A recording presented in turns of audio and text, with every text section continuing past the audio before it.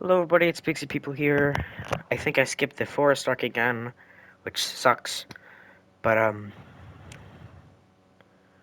anyways, we'll just get into the forest arc here. I think this is after they get their license. I don't know how long it's been since I've seen the anime, but I think that's what happens. They get their license and then go on this trip. But I don't know. Anyways, after they got their license, they went on the bus and, Aizawa makes them collapse on the ground. Deku just immediately charges up one of his electric balls, and then Todoroki and Baku just send their explosions fire into it to charge it up. Then Denki shows up, putting a whole voltage in that, and Deku throws it, and then all the other people start pushing in the rock creatures, which just incinerates them as soon as they even get near it.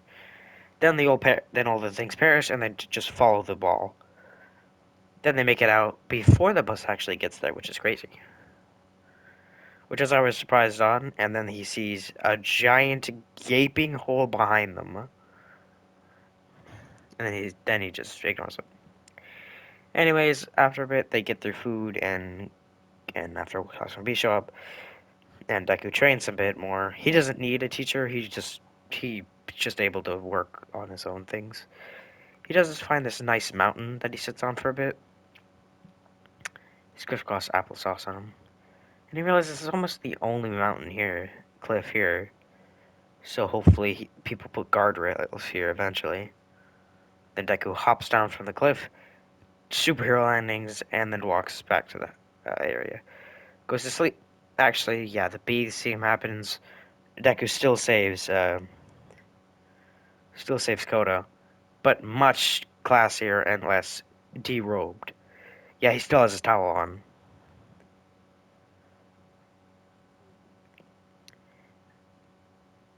Then Deku gets Koda's backstory. Yeah, you already know parents died by muscular, and he's just hated heroes ever since. So Deku just says, I don't want Deku to talk in this. He just sits there and contemplates on the situation this kid has gone through.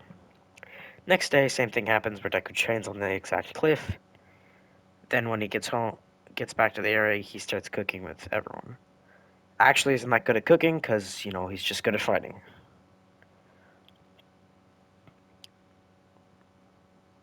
Then Deku, let's say,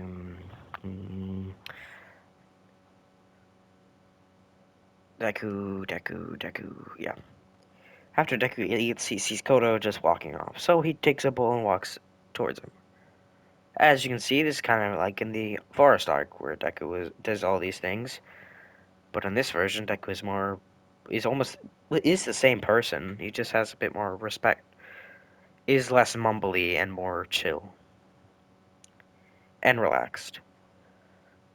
And so Deku follows Koda up to the mountain that he usually trains at, which then he laments on, says that he trains on this mountain. He's been training on this mountain for the past days, which Koda says he doesn't care. Then Deku then just talks with Koda for a long bit until Muscular shows up to pounce on Deku, but Deku saves Koda, getting no arm broken this time. Then he puts Koda down, and then Deku gets ready to fight Muscular. If you wonder where Koda is, he's like off to the side. Then Muscular goes to punch Deku, but Deku feels like um, feels that he can fight this because his teacher Ryu has fought many big people. He even fought this one guy with tires on his shoulders. Well, that was a long time ago, and he just tells Deku this in a flashback, and so Deku remembers that tire guy. So then he just assumes that, just imagines this guy with tires on his shoulders, and then just assumes that's him, but it's actually a different character, of course. You know who I'm talking about. He was a Street Fighter 5. Deku goes for a swing, then Muscular punches at Deku, but Deku counters it somehow. Then and the and then Deku pulls out his charge ability, breaks Muscular's leg, speeds up, breaks his back, but he Muscular puts enough muscle on to replace his spine. Then he goes for a swing at Deku again, but Deku breaks his other arm, breaks the arm he swings at him with. Then he spins towards his other arm, breaks that one, but then he keeps Muscular keeps putting muscle on until his muscle implodes on itself because Deku kept breaking his bones, so there was really no structure to hold. So both his arms and his one leg break off. They're only holded by muscles, and Muscular can feel this, so he screams out in agony. But Deku doesn't take this slack, and then charges a Shuriken by charging a Hadouken, but he charges it into his fist and hits him with a Shuriken, and then Muscular gets out cold. Now he's missing arms and a leg, so less threat than what he used to be. Deku really doesn't take that much damage, grabs Koda, jumps off the cliff. I'm kidding, you know he can jump off the cliff without even hurting himself. He lands, then speeds towards Aizawa, knocking Spinner so out that he's spinning while Deku is handing Koda over. Then he kicks Spinner into the trans girl that died by overhaul. That's and then Deku, after doing that, runs back into the forest and finds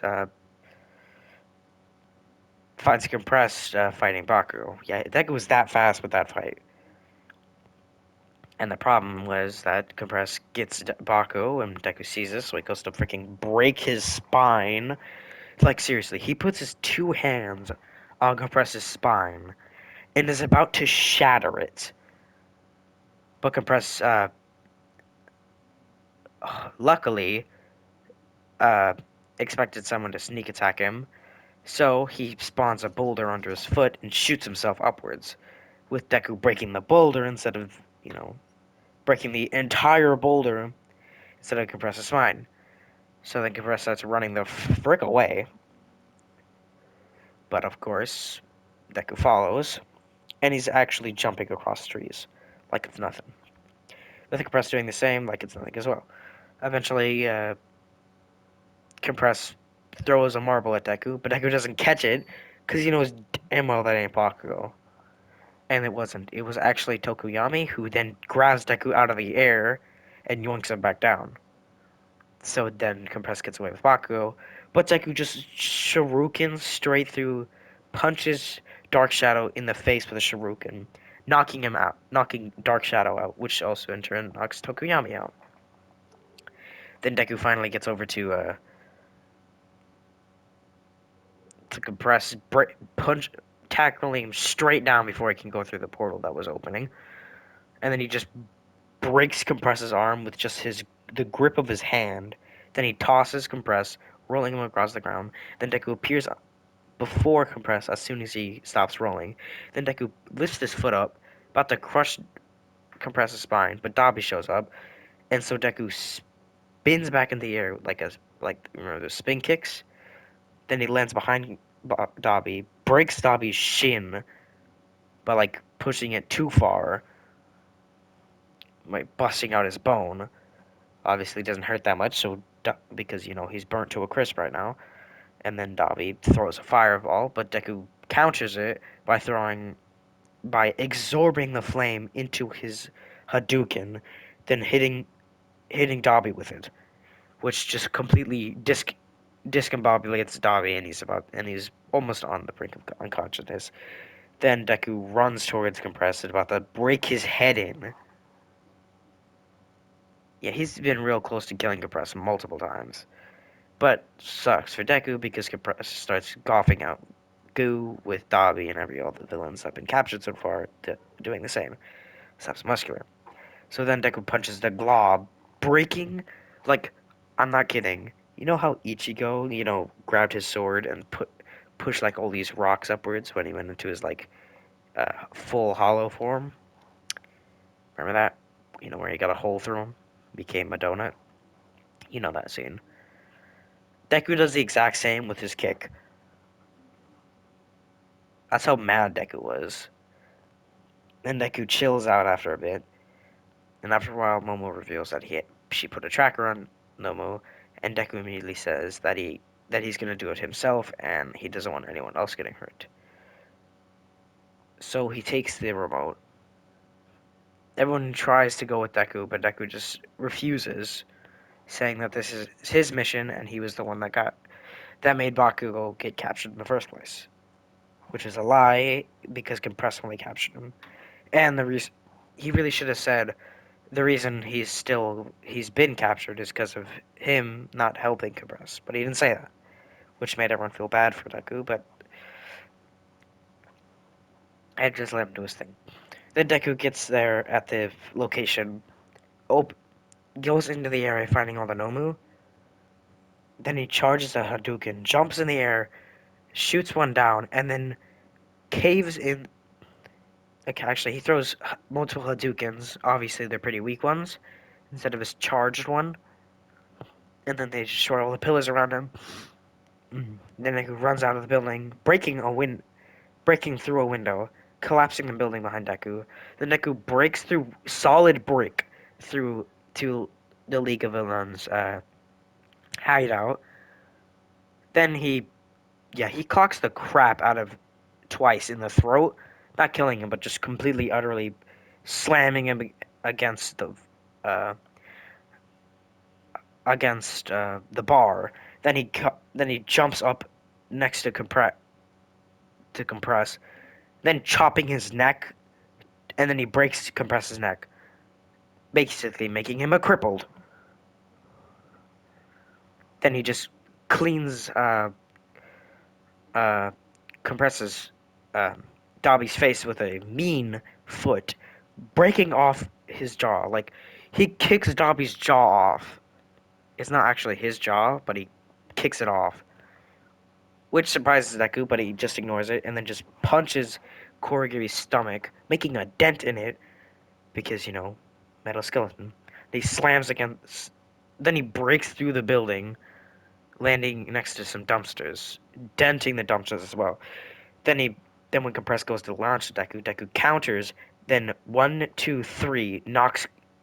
Basically, in Kung Fu Panda where Oogway three taps Tai Lung and he goes limp.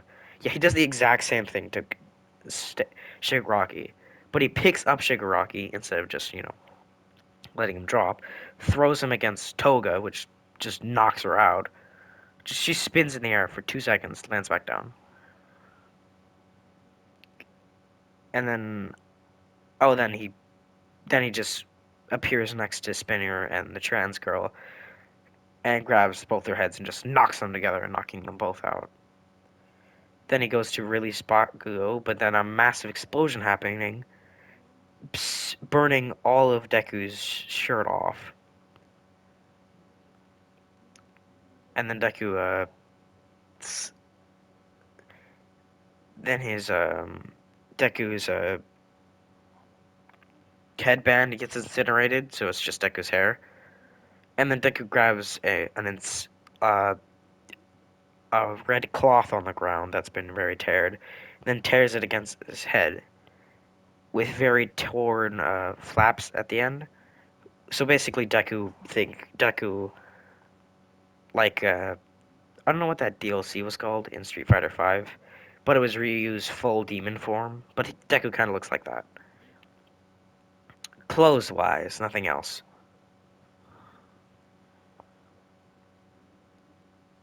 Then overhaul one for all for one hovers above Deku, threatening to kill him if he doesn't back up. Even though we both know, even if Deku backs up and left, incinerated. But Deku just stands, guards up, pulls his electric ability out, and then Overhaul takes this as challenge, so he goes to All for one as a challenge, so he shows up in front of Deku about to clean his entire clock. But All Might catches the punch and punches overhaul on one All for One away. Then Deku just starts helping All Might in the fight, helping All Might with the whole battle IQ being decreased. One time he even parries All for One and punches him in the mouth, breaking his entire jaw head, his entire skull.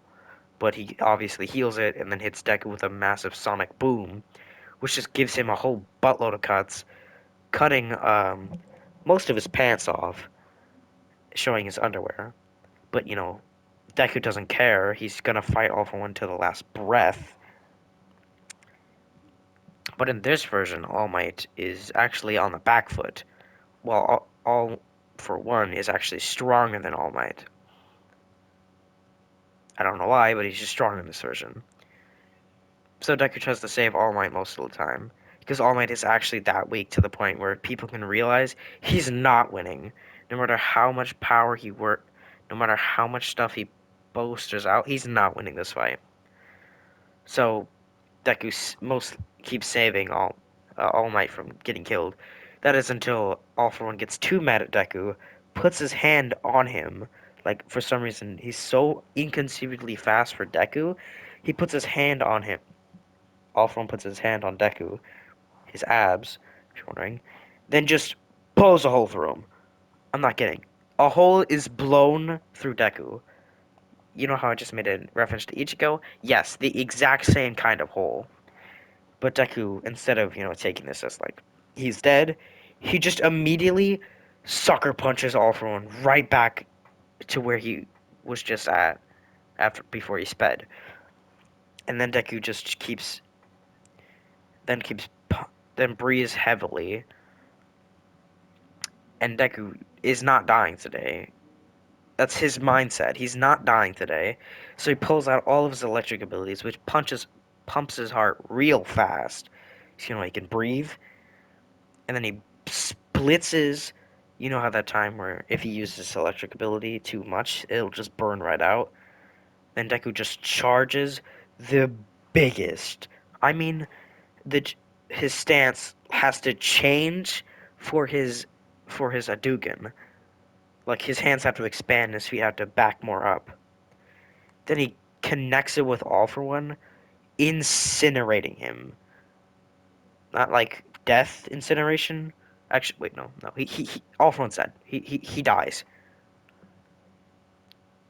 And if you're thinking, well, how is Shigaraki supposed to get All for One now? Don't worry, he still has it.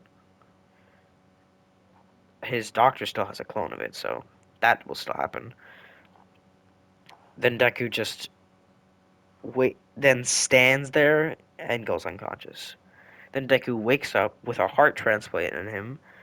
And you want to know who gave him that heart transplant? It was All Might. All those damage wounds, all those attack things that got him so beaten up, kind of just got to him, and he sadly perished. Remember, his wound is on his lung, not his heart, and so he was able to give him a good transplant. So Deku feels good about this, and then guess what happens? His fingers spark with a bit of green to them. Yep, in this version, Deku gets one for all. Not on conventional teams like the original, but in a way where All Might's soul, like his physical being, before he died, put all of One for All into his heart to give it to Deku before he, passed away. And so, Deku has One for All. And that's where I'm going to leave things for right now today. See y'all later. I hope this part satisfied you slightly. And I'll see you later. Like, subscribe, hit the post notification bell. You know the drill.